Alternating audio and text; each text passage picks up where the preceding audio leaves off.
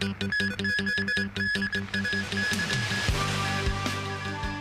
Philippine Consulate General trying to get a minimum wage hike for foreign domestic helpers in Hong Kong. The Kremlin installed governments of 4 occupied regions of Ukraine report majorities of votes in favor of joining Russia.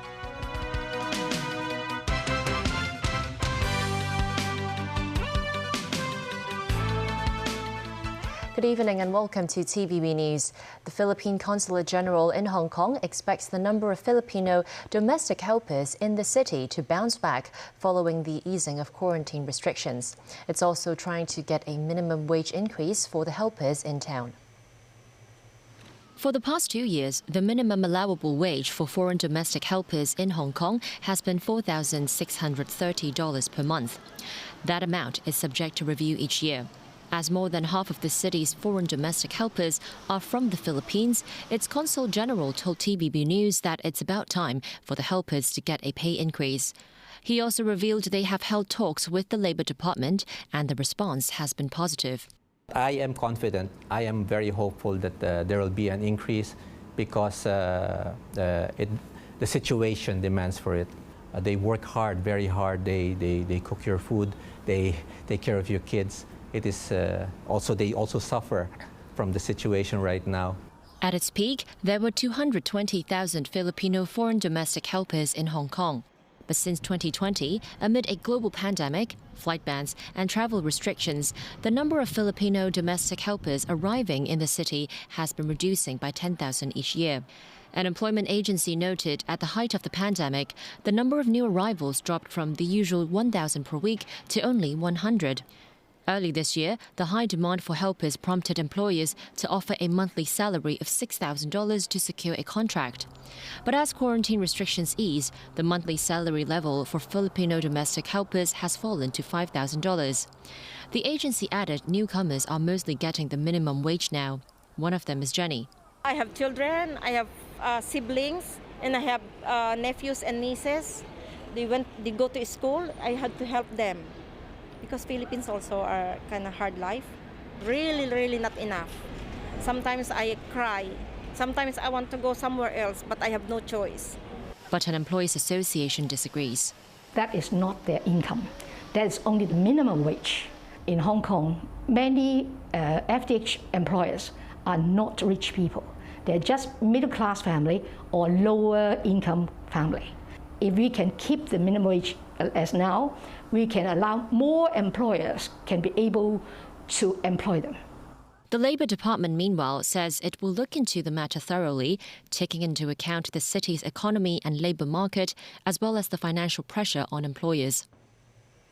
The city reported 3,911 new coronavirus infections, including 208 imported cases. There were 3,703 local infections, an increase of 10% from yesterday's tally. 3 care homes for the elderly and the disabled identified outbreaks. Nearly 390 schools reported positive cases. 8 schools had to suspend classes for a week. 14 more patients died, bringing the death toll in this pandemic wave to 9,935. Meanwhile, Undersecretary for Constitutional and Mainland Affairs Clement Wu tested positive for COVID with a rapid antigen test. He last worked on Monday and is now undergoing isolation. Some 20,000 fraudulent COVID-19 vaccination medical exemption certificates will no longer be effective starting mid-October. The Hong Kong Doctors Union estimates that only around 10% of those who hold these certificates are actually ineligible for the jab, but a patients' concern group thinks the decision to render the certificates void is too rushed. Timothy Lee has the story. These clinics have all seen their operations halted. That's as a result of the government's crackdown on doctors suspected of selling fake COVID-19 vaccination exemption certificates. Among the more than 20,000 bogus papers issued, a person going by the alias of Man was one of the recipients. Man suffers from chronic palpitations, which led him to seek an exemption certificate as he is concerned about the jab's side effects. He said he received his first jab after the first 2 certificates expired, noting that the vaccine did not put a stop to his palpitation problem. Seeking a third doctor for another certificate, Man was issued with a 3-month exemption paper. But as the third doctor refused to issue him with another certificate after that period, Mann sought help from one of the arrested medical practitioners. He said he never thought his health condition would lead him to actions that could bring legal consequences. However, chairman of Hong Kong Patients' Voices, Alex Lam, believes the government's cancellation was an improper move, citing that hundreds of those who legitimately acquired the exemption will be negatively impacted. The 7 arrested doctors are suspected to have issued more than 20,000 bogus COVID vaccination exemption papers. That's more than half of all exemption certificates currently in effect. The government announced the falsely issued papers would be deemed void starting on the 12th of October. Henry Leung, the president of Hong Kong Doctors Union, noted that medical practitioners would usually just issue certificates providing a short exemption period for patients if they felt unwell. He added that he would encourage people to try a different vaccine if they felt discomfort from their previous jab. Leung reiterated the healthcare sector's stance that it is impossible for doctors to correctly diagnose patients in a matter of minutes as suitable candidates for an exemption certificate. Meanwhile, the Office of the Government Chief Information Officer hoped that designated healthcare premises could digitally identify problematic vaccination exemption certificates. Timothy Lee, TVB News. Overseas, Russian-installed officials in 4 occupied regions of Ukraine reported huge majorities of votes in favor of joining Russia. This comes as the United States plans a UN resolution condemning the referendums while Russia maintains the legitimacy of the ballots. Meanwhile, U.S. officials said the White House is preparing a new round of sanctions against Russia should it annex the 4 Ukrainian regions, in addition to a new $1.1 billion arms package for Ukraine. Daniel Rao tells us more. Kremlin-appointed officials said vote tallies from the complete results in the eastern Ukrainian regions of Donetsk and Luhansk and in the southern Zaporizhia and Kherson regions ranged from 87 to 99.2% in favor of joining Russia. This after referendums were held over 5 days in the regions, which comprise about 15% of Ukraine's territory. The process saw Russian-installed officials take ballot boxes from house to house. Ukraine and its Western allies have called the process an illegitimate coercive exercise to create a legal pretext for Russia to annex the 4 regions. The head of the upper house of the Russian parliament said it might consider annexation on October 4th. In his nightly video address, Ukrainian President Volodymyr Zelensky derided the Kremlin-run votes. He said Kyiv knew in advance what would be drawn instead of the result. Zelensky said the agreed figures for this farce were thrown to the media and that Russia is not even hiding this. Ukraine's foreign ministry added the Kremlin-staged votes were null and worthless and that Kyiv would press on with efforts to liberate Ukrainian territory occupied by Russian forces. The ministry called on its allies to impose tough new sanctions on Moscow and to provide Kyiv with more military aid.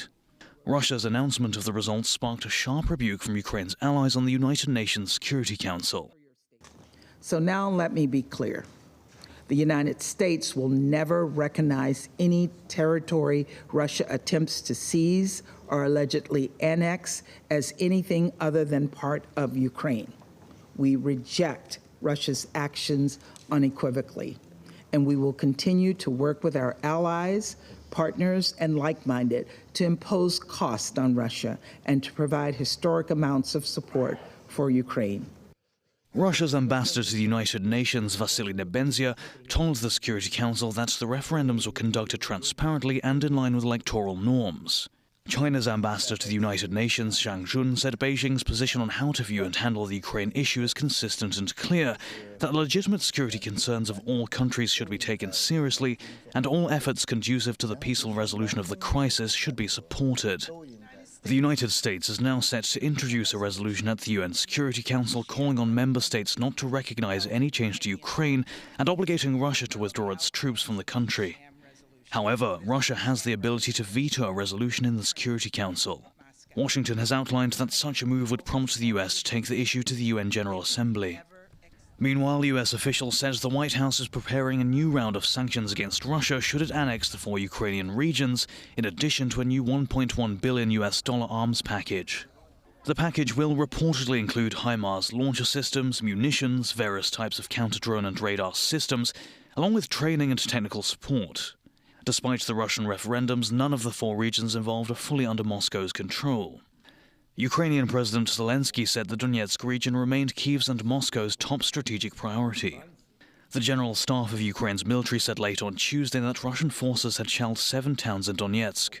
That's in addition to 20 towns in the Zaporizhia region and 35 towns and villages in the Kherson region. Daniel Rell, TVB News.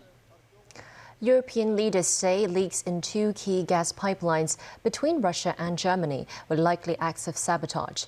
Denmark says powerful explosions were detected before methane gas started to bubble up to the surface of the Baltic Sea. Nazvi Karim has more.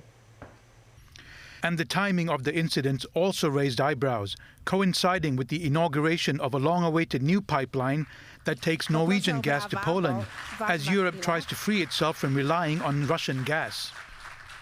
European leaders believe the cause of the leaks was sabotage, with seismologists saying explosions preceded both leaks. The first explosion was early on Monday, southeast of the Danish island of Bornholm. The second, more powerful blast, which was equivalent to a magnitude 2.3 earthquake, was recorded northeast of the island later that night. The explosions were detected in Denmark, Norway and Finland.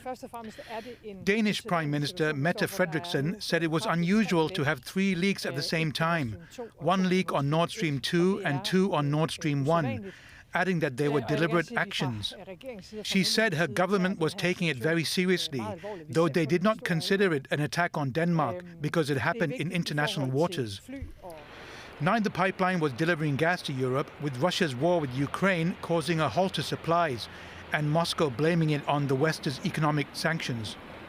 In a press conference in Stockholm, Sweden's acting Prime Minister Magdalena Andersson said based on their information, it was probably an act of sabotage. Like Denmark, Swedish authorities do not believe it was an attack on their country. But I think if we look at who would actually benefit from disturbances, more chaos on the gas market in Europe, I think there's basically only one actor right now that actually benefits from more uncertainty, and that is Russia. Russia that is using gas exactly as a pressure point to sort of put pressure on Europe to essentially give up the support for Ukraine in the Ukraine war. Dmitry Peskov, spokesman for Russian President Vladimir Putin, said it was very alarming news. He added that they think it was deliberate and that Moscow was extremely worried about the situation. He also said suspicions of Russia's involvement were predictable and stupid. Nazvi Karim, TVB News. Still to come on tonight's news. A study shows survival rates of breast cancer patients could be as high as 90%. And an all-electric plane takes its first flight in the U.S. state of Washington.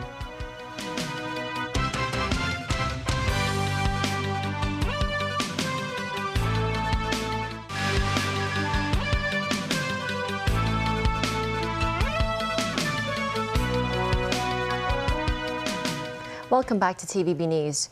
Good news from a cancer study in Hong Kong that survival rates for breast cancer patients could reach as high as 90% if treated early. But the study also comes with warnings for certain demographics who face much higher risk factors for the tumours. Jackie Lin with details. The Hong Kong Breast Cancer Foundation released its latest annual report today, which reviewed more than 7,900 ethnic Chinese breast cancer patients in their registry. In it, the group found the 10-year average survival rate from breast cancer is at 87.7%, or 97% for those diagnosed early. But for patients who only detected a tumor at stage 4, their survival rate plunged to 26%. If you have discovered a symptom like a breast lump in the breast, if you seek medical consultation within 3 months, the staging will not change a lot. But if it's delayed for more than a year, the number of stage 3 and 4 diseases definitely increase a lot. By the 3 factors we mentioned, the age, the type, and the stage. Stage 4 patients, we can't really cure them. But for stage 0 to 3, we try to cure them. They suggest women aged 40 or above undergo mammography screening every 2 years. That's despite the report showing some 80% of the 18,000 patients in its database discovered the tumor by chance instead of through X-ray screenings. The foundation says those with a heavy weight or without breastfeeding experience would face a higher risk of breast cancer. It adds people should exercise more and stay away from a stressful lifestyle so as to tip the scales towards survival. Jackie Lin, TVB News. The smuggled Mark 6 lottery tickets seized last week are reportedly worth $70,000 in winnings. It's understood customs officers are seeking legal advice from the Department of Justice on how to handle the winning tickets. Last Thursday, customs uncovered the 16,000 Mark 6 tickets in a cargo vessel intercepted off Black Point in Tuen Mun. Allegedly, the haul was to be sold illegally on the mainland and in Macau. Each Mark 6 entry involved was worth $20 for a total betting amount of 330,000 Hong Kong dollars. The suspects could resell each smuggled ticket for a profit of $4 to $13. Sources say customs officers checked all the tickets via scanners. Some 600 tickets were found to fetch various prices at the lucky draw, totaling $70,000. Under the Jockey Club's policy, winning Mark 6 tickets must be cashed in within 60 days of the draw date. Otherwise, the money is transferred to the next round of the prize pool. A U.S. aviation company has debuted an all-electric aircraft in Washington state. The plane, named Alice by its manufacturer Aviation Aircraft, took off from Grant County International Airport in Moses Lake, Washington at 7:10 a.m. local time. The aircraft flew for 8 minutes, reaching an altitude of 1,066 meters and hitting a top speed of 275 kilometers per hour. According to the company, the aircraft produces no carbon emissions, significantly reduces noise, and costs a fraction to operate per flight hour compared to light jets. The company is seeking to break into the aviation market for use in trips between 50 and 250 nautical miles for both passenger and cargo flights. With regards to the powering of the plane, Aviation Aircraft said it is aiming to produce a battery that needs to be charged for 30 minutes for a 1-hour flight. That's the news. Thanks for watching.